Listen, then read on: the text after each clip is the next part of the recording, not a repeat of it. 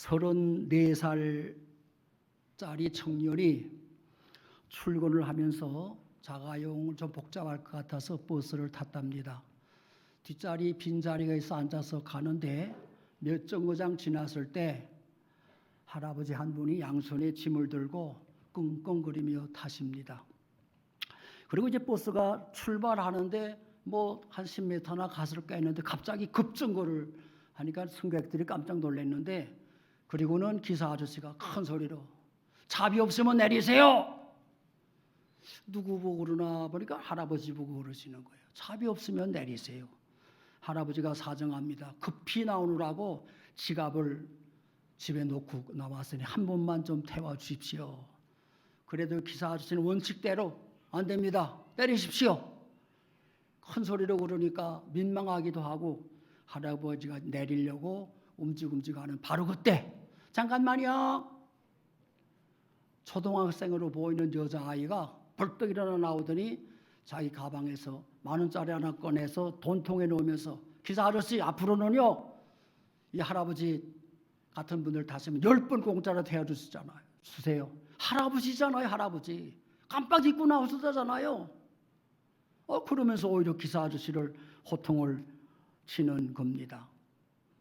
이 청년은 순간 눈물이 찡하고 가슴이 뭉클하면서 자기가 못한 것 때문에 죄책감을 느꼈습니다. 그래서 자기 자신을 꾸짖었어요. 초등학생 어린아이를 저렇게 용기를 내는데 너는 무엇하고 앉아 있었느냐. 누군가가 자기를 향해 뒤에서 꾸중을 하는 것 같더래요. 정말 내가 태어나서 여지껏 이렇게 창피하고 부끄러운 점은 처음이었다. 그렇게 고백을 했습니다. 함께 타고 있던 어른들도 다 같은 생각이지 모두 다 고개를 푹 수그리고 앉아 있었답니다. 그래서 그 청년이 이제 목적지가 되어서 내리면서 10,000원짜리를 꺼내서 여학생 가방에게 넣어주면서 목소리만하게 아저씨가 미안하다 그러고 내렸대요.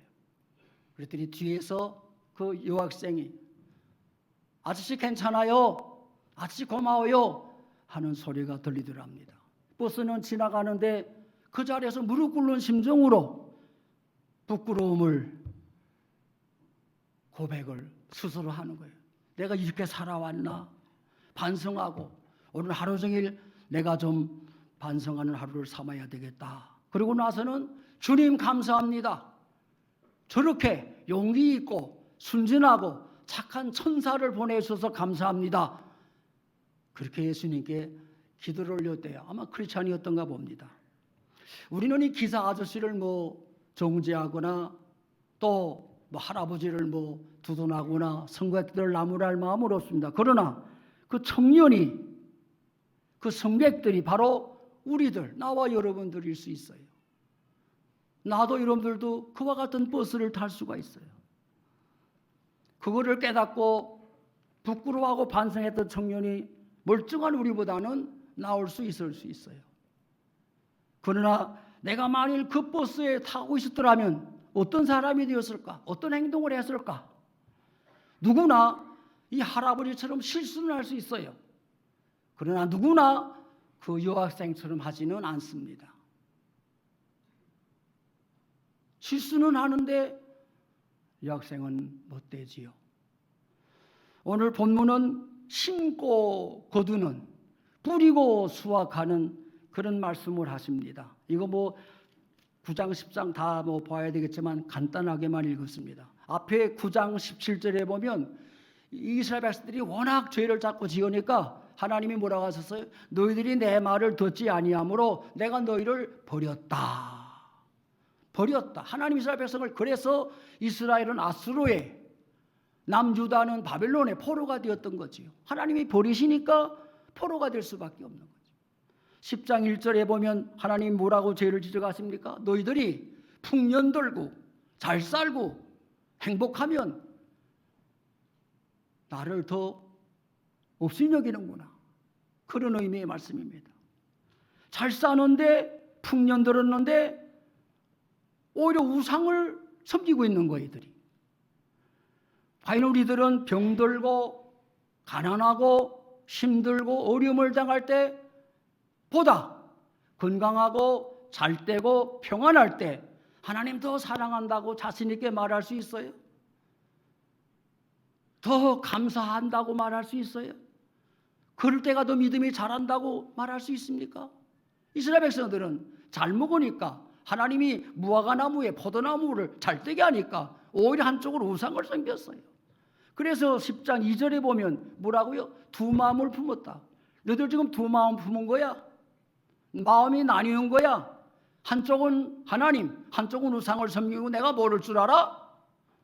마음이 나뉘었다. 우리는 한 마음입니까? 날마다 온전히 하나님 한 분입니까? 오직 예수입니까? 내 속에도 우상이 없을까요? 물론 다 있습니다. 우상은 뭐냐?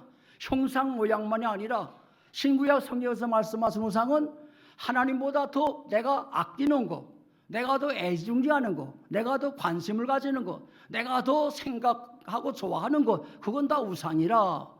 그럼 우리들도 두 마음 품은 사람들이고 우리 안에도 우상이 넉넉하게 자리 잡고 있어요. 우리들은 이들을 지금 꾸짖을 만한 입장이 못 되지요. 이 두 마음이란 말에는 마음이 나뉜다는 뜻만인 게 아니라 속인다, 기만한다, 사기를 친다는 뜻도 있어요. 지금 이스라엘 백성들은 하나님을 속이고 있는 거예요. 기만하는 거예요. 하나님은 요 마음 모를 거야. 우리가 한쪽으로 우상 섬기는 거 모를 거야. 그러니까 그러면서 한편 하나님 우상을 섬기면서 하나님만 섬기는 척. 이게 뭐예요? 하나님 속이는 거예요. 하나님 기만하는 거예요. 하나님이 사람이 속인다고 속으시겠어요? 하나님이 사람이 사기친다고 사기를 당하지도 않지만 이스라엘 백성의 마음은 지금 그런 마음인 겁니다. 하나님 모르시니까 나를 아직까지 그냥 두시겠지? 이런 옛말이 있어요. 천망회해 소위불실. 뭐 유식한 척에 면합니다만 하늘천망 그물망. 하늘의 그물은 회회 넓으래. 그 그물 코가 넓고 엉성해서 물고기가 다 새나갈 것 같지만은 그러나 하늘 그물은 아무리 엉성해 보여도 죄인을 다 잡는다, 놓치지 않는다, 그런 말입니다. 우리가 하나님의 그물이 좀 엉성해 보이고 하나님이 좀 더디 보이지만 다 알고 잡으십니다. 천망회의 소위 불실. 죄는 자라는 속성이 있고 쑥쑥 자라. 우리 타락한 마음은 죄악이 잘 자라는 영양분이 충만해. 비타민 A, B, C, D, E, Z까지 다 있어요. 뭐 칼슘, 단백질, 뭐 다 있어요. 그래가지고 죄가 우리 마음에만 들어오면은 쑥쑥 자라. 왜? 영양분이 좋으니까. 영양분이 너무 많거든요. 야고보서 1장 15절에 욕심이 잉태하면 죄를 낳고 죄가 장성하면 사망을 낳느니라. 욕심 하나 들어왔는데 결국 자라서 멸망, 죽음까지 오는 거예요. 하나의 죄가 열이 되고 백이 되고. 그러니까 죄는 자꾸만 죄인을 보습하는 기질이 있어요. 공범을 찾는 그런 또 특징이 있어요. 왜? 혼자 하나거든. 죄는 자꾸만 여럿이 같이 죄인을 모으거든요. 공범을 모으거든요. 그러니까 우리는 의가 상하더라도 심지어 부모 형제라도 동참하지 말아야 되는데 인정상 동참하다가 같이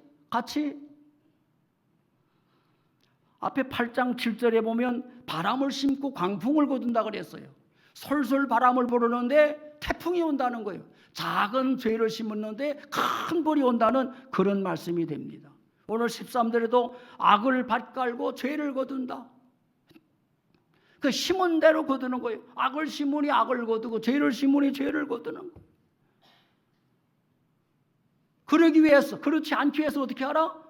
그게 바로 12절에 묵은 땅을 지경하라. 내 마음의 땅을 지경하라. 내 속마음을 갈아엎어라. 그래야 두 마음 품지 않고, 그래야 바람을 심지 않고, 그래야 악을 심지 않고, 뭐라고요? 12절에 공의를 심고 인애를 거두. 인애, 긍휼. 구성경에는 긍휼로 되어 있어서 긍휼이란 말이 더 편한 것 같아서 긍휼로 오늘 표현을 합니다. 인애, 사랑, 자비, 긍휼 다 같은 뜻의 말씀입니다. 그러니까는 이런 것들을 하지 않기 위해서 뭐라? 그런 것들을 품은 마음을 갈아엎어라. 지경하라. 바설갈듯이 갈아라. 그리고 의를 심어서 긍휼을 거두라. 갈아엎는 길만이, 즉 통에 잡아가는 길만이, 때마다 일마다 뉘우치고 회개하는 길만이 사는 길이다. 너희 마음을 갈아서 하나님의 의를 심으면 내가 너에게 긍휼을 거두게 하겠다. 여기 지경한다라는 말은 히브리 말로 빛이 난다, 반짝인다는 뜻이 있습니다. 무슨 말이냐?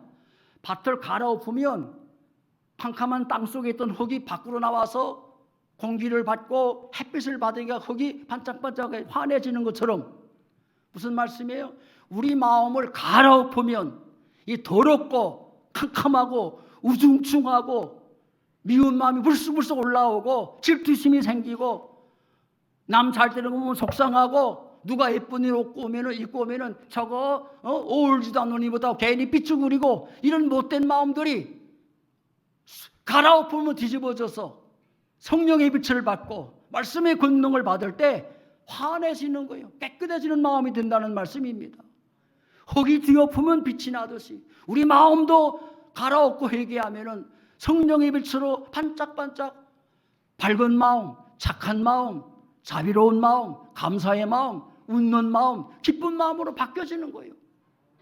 그냥 우중충, 그냥 괜히 성질난다는 사람이 있어요. 괜히 성질난대, 괜히 화딱지난대, 괜히 뿔딱지난대.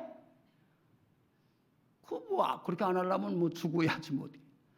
그런 마음들, 이 시큼하고 컴컴하고 못돼 처먹은 마음들을 갈아엎어야, 말씀으로 성령으로 회개로 갈아엎어야 내 마음이 반짝반짝 작은 별 된다는 거예요. 아시겠어요? 누구라 그런 말 아시겠어요? 누구라 그랬는데. 그런 마음을 갖기 위해서 지경하라, 갈아엎으라고 말해요. 빛을 받아라. 성령의 빛을, 말씀의 빛을 받아라. 그래서 좀 밝은 마음 가져라. 좀 착한 마음 가져라. 좀 선한 마음 가져라. 좀 부드러운 마음 가져라. 좀 신실한 마음 가져라. 좀 여유 있는 너그러운 마음을 가져라. 평생 이북 평양에서 피난 나오셔가지고 제자 양성과 성경 주석밖에 안 한 그런 경건한 고 박윤선 박사님이 계십니다. 내가 몇 번 우리 저녁 때 말씀드렸지만 내가 신학 공부를 하면서 박윤선 박사님과 김희부 박사님을 만난 건 내가 정말 세상말로 천운이고 그분들을 만났기 때문에 요만큼이라도 목회를 했다 생각합니다. 정말 그 두 분은 내가 억만 번 죽어도 깨어나도 못 따라갈 성자요 경건한 분들이고 학자요 목회자들이었습니다. 근데 고 박윤선 박사님이 80쯤 되면서부터 맨날 반복하는 기도가 있었답니다. 오 주님, 나는 80년 묵은 죄인입니다. 묵은이 아니라 묵은지가 아니고 묵은 죄인. 주여, 나는 80년 묵은 죄인입니다. 주님의 은혜 아니면 어찌할 도리가 없는 죄인입니다. 주님밖에 나의 구주가 없습니다. 내가 죽을 때까지 영광 가리지 않게 하옵소서. 이 기도를 맨날 반복했대요. 여러분은 몇십 년 묵은 죄인입니까? 여기 30대도 있지요. 3, 4, 5, 6, 7, 8, 9, 10, 100세 다 돼가는 분들. 우리는 100년까지 묵은 죄인들이야. 자, 이제 각자가 하세요. 나는 여러분들 나이가 60대면 60년, 70대면 70년 묵은 죄인님들 각자가 하세요. 시작. 나는 70년 묵은, 나 따라하지 말고 여러분들 나이를 하라고요. 통해야지, 뭘 통해야.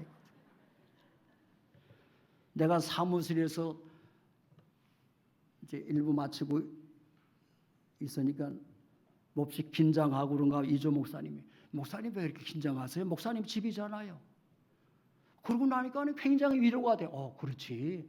여기가 아버지 집이고 내 집이지. 여러분 집만 아니고 내 집도 돼. 내 집이 내가 이렇게 긴장을 할까? 그런 생각이 드는데 이거 한번 치고 나니까 긴장이 풀리네. 아유.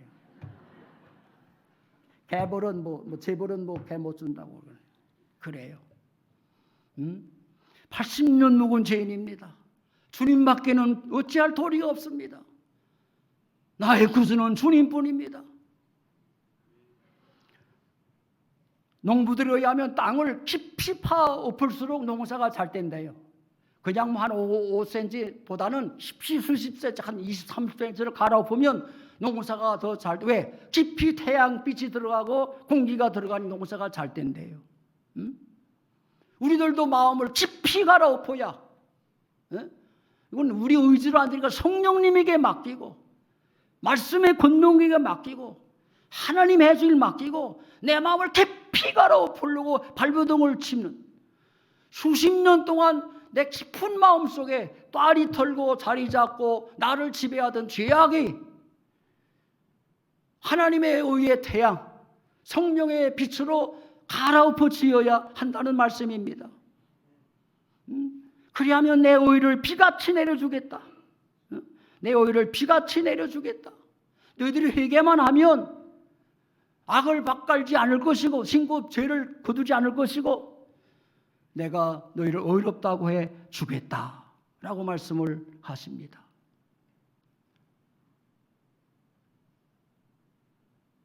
내 마음 살짝 스치듯이 갈아가지고는 안 되는 것. 내 안에 얼마나 오랫동안 묵었습니까? 된장이나 간장이나 뭐 술 좋아하는 술 같은 건 오래 묵으면 또 맛이 난다고 그러죠. 오래 묵으면 숙성하면. 그런데 우리 마음에 있는 죄는 숙성하면 안 돼.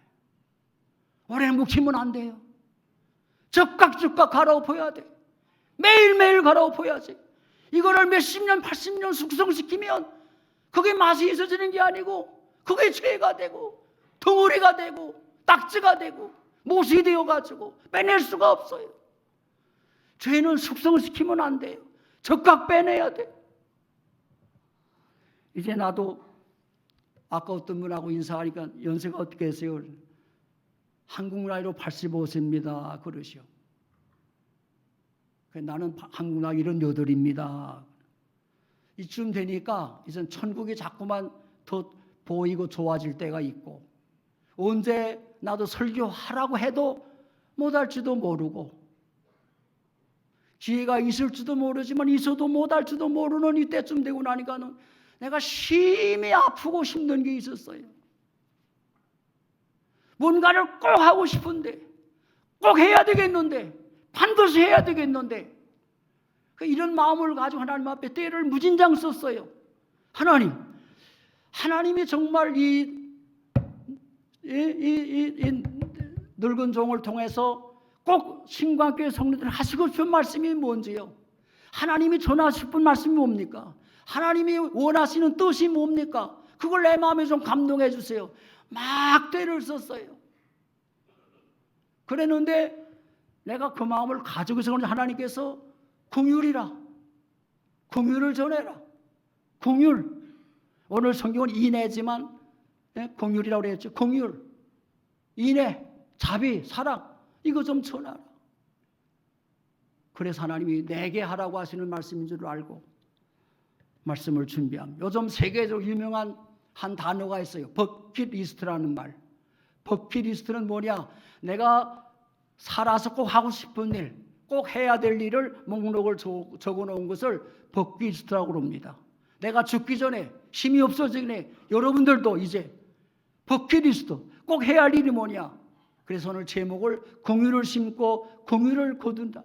내가 긍휼을 심 하나님은 천만의 긍휼을 내게 주신다고 약속하셨으니 마태복음 5장 7절에 긍휼히 여기는 자는 긍휼히 여김을 받을 것이라. 내가 이 설교를 준비하다가 깜짝 놀라는 글을 봤어요. 놀랐어요. 나도 보다가 어떤 청년이 버킷리스트를 작성했는데 첫째, 대한민국에서 제일 비싼 집에서 살고 싶다. 내가 찾아봤더니 제일 비싼 집이 300억짜리가 있더라고요. 그리고 무슨 펜트하우스 어디가 180억이래. 설교주마다 바쁘지만 찾아봤어요. 그런데 살고 싶다. 둘째, 제일 비싼 자동차를 타고 싶다. 뭐 130얼마짜리 자동차도 있대. 135억짜리. 또 항상 제일 좋은 명품 브랜드 옷만 입고 싶다. 최고급 시계를 차고 살고 싶다. 응? 또 대한민국 재벌 1% 안에 들고 싶다. 이야. 그런데 하나 좋은 게 있어요. 이 사람이 그렇지 않은지는 모르겠지만 죽기 전에 성경 한 번 읽고 싶다. 그건 마음에 들었어요. 버킷리스트란 말이 이렇게 호황된 꿈 꾸라고 생긴 말은 아닐 겁니다. 좀 사람답게 살고 좀 멋지게 살라는 거지. 이렇게 살라는 거지. 긍휼은 하나님의 마음입니다. 하나님의 성품은 긍휼, 인애, 자비 그 자체입니다. 다른 사람에게 희생하고 사랑을 베풀고 의를 심고 선행을 행하는 그것. 그래서 마태복음 5장 매번 팔복이 나오지요.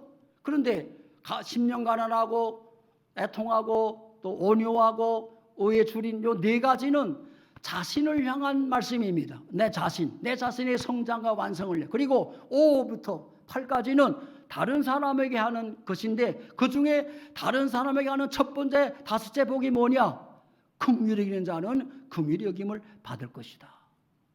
나에 대한 말씀이 끝나고 남에게 하는 말은 첫째가 긍휼이야.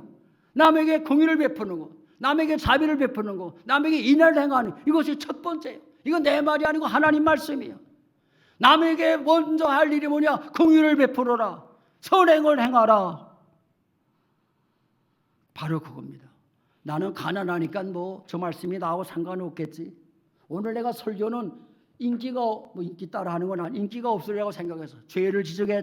그리고 자꾸만 긍휼을 얘기하니까 에이구 오늘 괜히 비 오는데 집이나 있을 그럴지 모르겠는데 그러나 꼭 들으셔야 돼. 하나님께서는 반드시 내 주변에 내 도움이 필요한 사람을 붙여주십니다. 찾아보면 반드시 나보다 못한 사람이 있어요. 반드시 내 도움 필요한 사람이 있어요. 그 하나님이 나에게 붙여준 사람이고 내게 보내준 사람이에요. 종교개혁자 마르틴 루터는 사람은 세 가지를 회심해야 한다고 그래요. 첫째로 머리 회심, 두 번째로 가슴 회심, 세 번째로 돈지갑 회심. 이 머리로 가슴으로 아무리 회심을 해도 돈지갑 열지 않는 건 허사라고 그랬어요. 그건 아니라고 그랬어요. 돈지갑을 열어야 내 몸을 가고 시간이 가고 마음이 가고 물질이 가서 도와야 그게 진정한 회심이라고 그랬어요.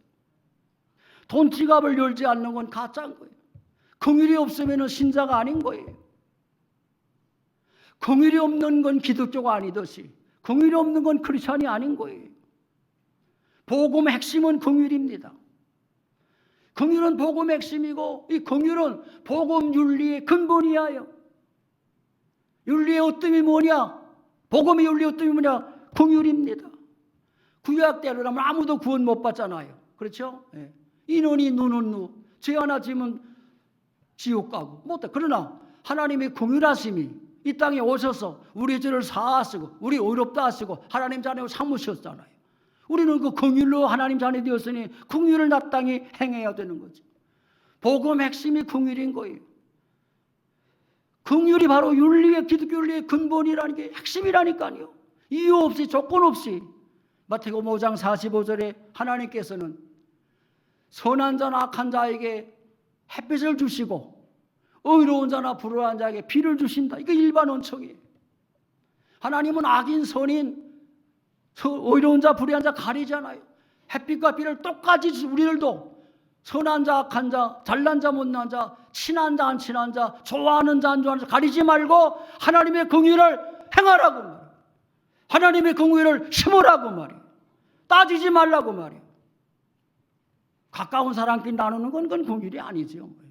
네가 한번 대접해서 내가 하는 건 그냥 갚는 거지 그건 긍휼이 아니야. 좋아하는 사람끼리는 긍휼이 아니에요. 모르는 사람, 어려운 사람. 긍휼은 뭡니까? 위에서 내려온 총이야. 예를 들어서 햇빛이 위에서 땅으로 비쳐요. 비가 위에서 땅으로 내려와요. 내리온 총이야. 마찬가지로 우리들도 내리사랑을 베풀어야 돼.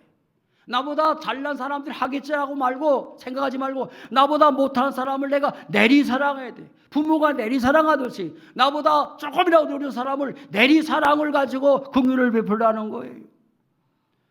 야고보서 2장 13절에 아주 뜨거운 말씀이 있지요. 긍휼을 행하지 않은 자는 긍휼이 없는 심판이 있으리라. 긍휼은 심판되기고 사랑하는 거다. 자, 우리는 긍휼 때문에 용서받고 그런데 긍휼을 행하지 않으면 그 용서가 없고 하나님의 자비가 없다는 거예요. 그럼 어떻게 돼요? 얼마나 무서운 말씀이에요. 긍휼을 행하지 않는 자에게는 긍휼이 없는 심판이 있으리라. 긍휼 때문에 살았으니 긍휼을 행해야지. 아마 긍휼을 가장 크게 베푼 사람은 요셉일 거예요. 요셉은 남도안이 형들을 해서 팔려갔죠. 이방 나라로. 거기 가서 노예가 되었지요. 온갖 고생을 하다가 모함을 누명을 쓰고 감옥에까지 갔지요. 아마 그가 감옥에서 형들을 복수심을 생겨서일지도 모르겠어요. 사람이니까. 그런데 이 요셉에게 천재 일류의 기회가 왔어요. 국무총리의 자리에 앉아있을 때 요셉의 형들이 양식을 구하러 왔잖아요. 형들은 모르지만 요셉이 딱 보니까는 둘째, 셋째, 넷째 쭉 보이는 거예요. 그때 국무총리 자리에서 형들을 복수하는 건 파리 목숨이야. 그런데 어떻게 했어요? 형들을 볼 때 눈물을 흘렸다고 그랬어요. 무슨 눈물? 용서의 눈물을. 내가 이곳에 온 곳은 하나님의 섭니다.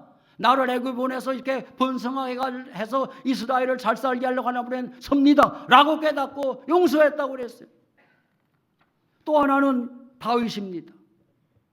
다윗은 사무엘상 24장 17절에 보면 사울왕이 선한 다윗을 죽이려고 군사까지 동원해서 찾아다니잖아요. 그러다가 어느 곳에서 이제 좀 쉬는데 바로 다윗 앞에 사울왕이 등을 쥐고 앉아 있는 거예요. 그냥 뭐 국질르면 돼요. 그러나 다윗은 성경에 뭐라 하나님이 기름 부은 자를 해야 하는 건 죄다라는 걸 그가 기억하고 살려주었어요. 사울이 나중에 알았습니다. 뭐라고 했지요? 나는 너를 학대하는데 너는 나를 선대하니 내가 나보다 뭐하다? 선하구나. 어렵구나. 다윗의 긍휼을 다윗의 사랑의 마음에 감동해가지고 그 악한 사울이 나는 너를 학대하는 너는 나를 선대하니 너는 나보다 뭐하다? 어렵다. 선하다. 우리도 남들로부터 이런 말 듣기를 축복합니다.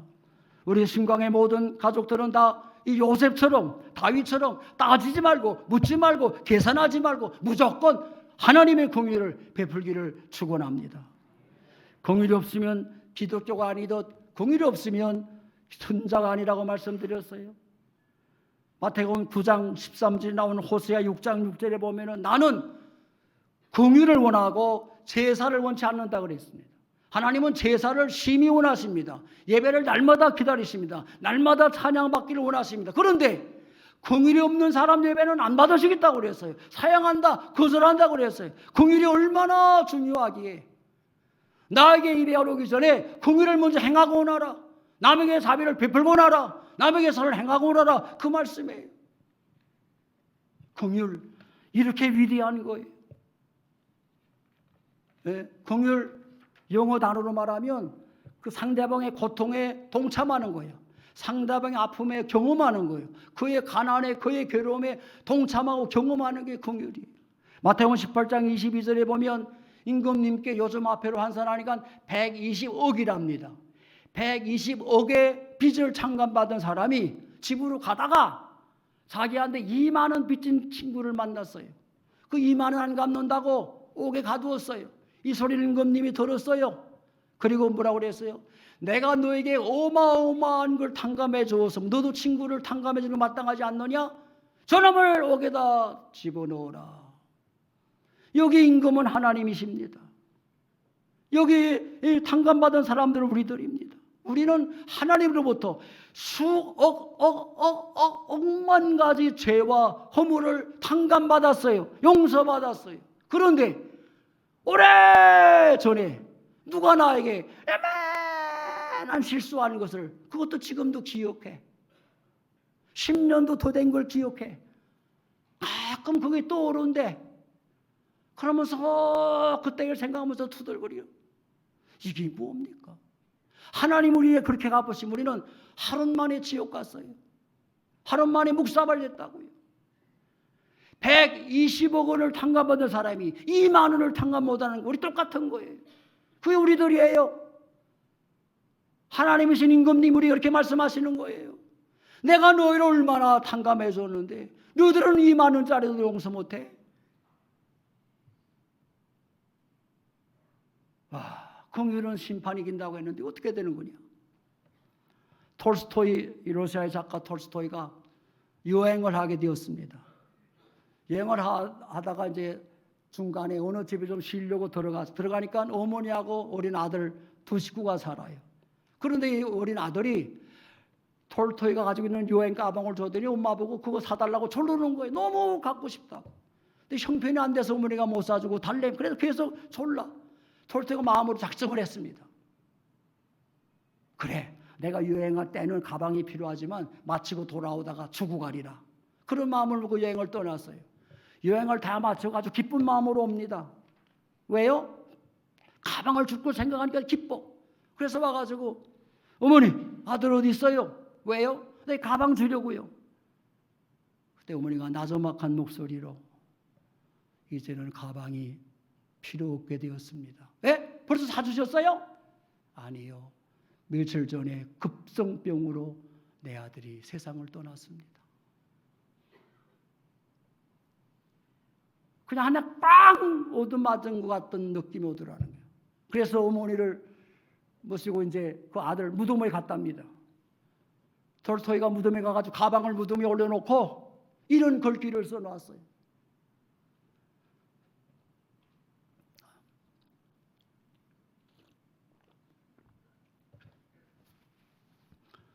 사랑은 연기하지 마라.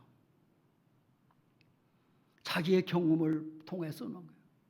사랑은 연기하지 마라. 선행은 미루지 마라. 긍휼은 오늘 당장 행하라. 맨날 계획만 세워놓고 말로만 하고 안 하는 우리들. 사랑을 연기하지 마라. 우리는 여기까지 살아오면서 얼마나 많이 사랑을 연기했는지, 얼마나 많이 긍휼을 연기했는지, 얼마나 많이 내일로 미루다가 60년, 70년, 80년까지 왔는지. 사랑은 연기하지 마라. 선행은 미루지 마라. 긍휼은 오늘 행하라. 우리는 너무나 오랫동안 연기하고 너무 많이 연기하면서 못해왔어요. 늘 마음은 있어요. 늘 생각은 있어요. 늘 말로는 해요. 그러나 안 했어요. 그러나 못했어요. 연기했어요. 미루었어요. 사랑은 연기하지 마라. 긍휼을 연기하지 마라. 선행을 미루지 마라.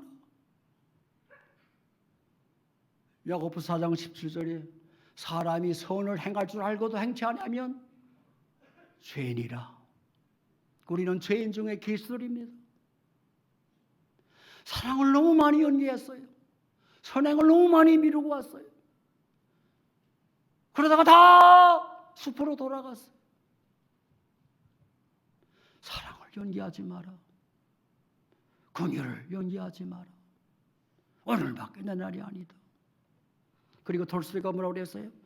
사랑이 있는 곳에 신이 있다. 사랑이 있는 곳에 하나님이 계신다. 하나님은 사랑과 함께 하십니다. 하나님은 긍휼과 함께 하십니다. 하나님은 선행과 함께 하십니다. 작은 선행이라도, 아주 늦고만한 선행이라도 내 힘 닿는 데까지, 내가 할 수 있는 데까지 긍휼을 베푸십시오.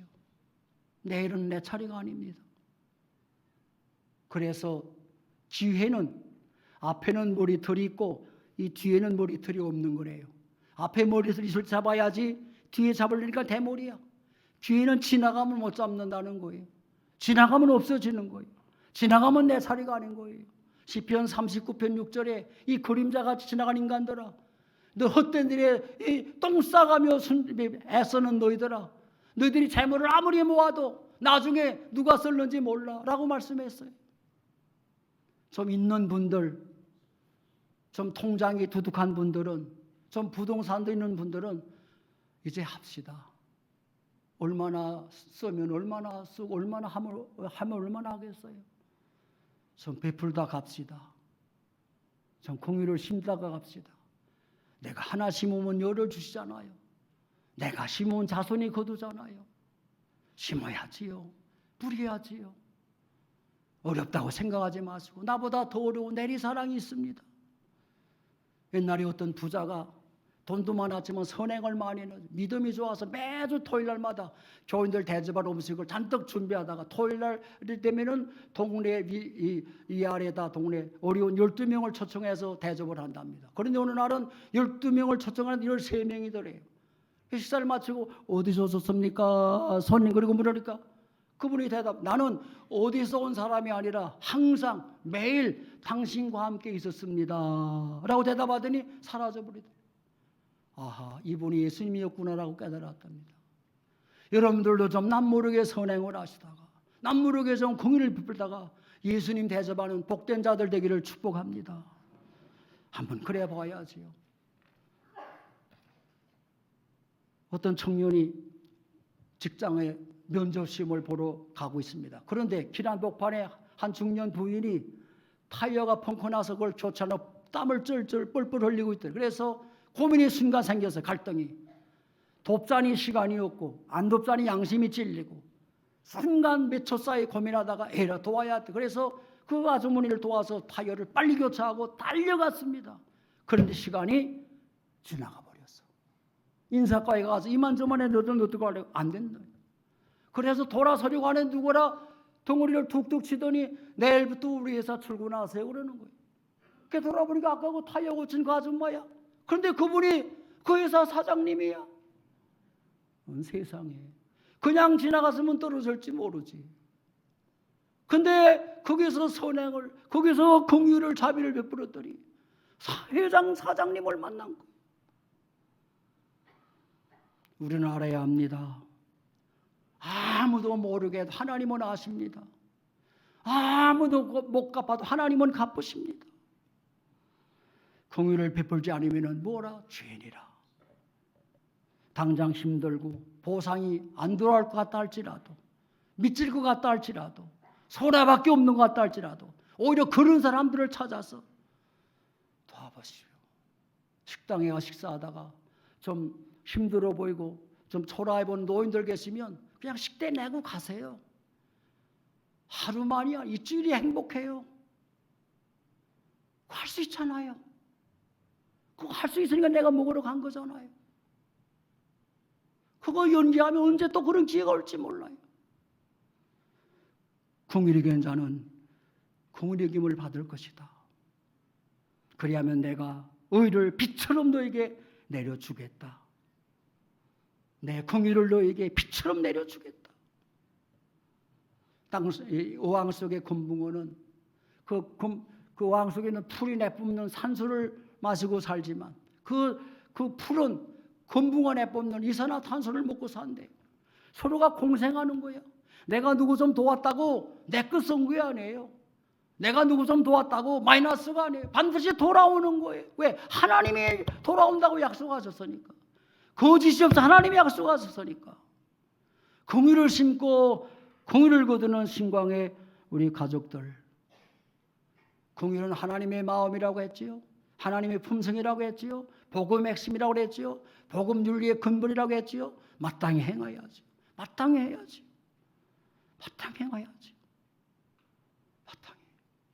제발 이제부터는 내가 여러분들에게 다시 이런 말씀을 못 드리더라도 사랑을 연기하지 맙시다. 긍휼을 미루지 맙시다. 선행을 미루거나 연기하지 맙시다. 사랑은 하나님이 함께하는 원리입니다. 아무쪼록 우리 신강의 모든 가족 여러분, 오늘 말씀처럼 어렵지만 힘들지만 사랑을, 긍휼을, 선행을 연기하지 말고 적각적각 내리사랑으로 베풀고 행하여서 하나님이 100배, 1000배로 갚으시는 긍휼의 열매를 거두시기를 예수님 이름으로 축원합니다. 아멘.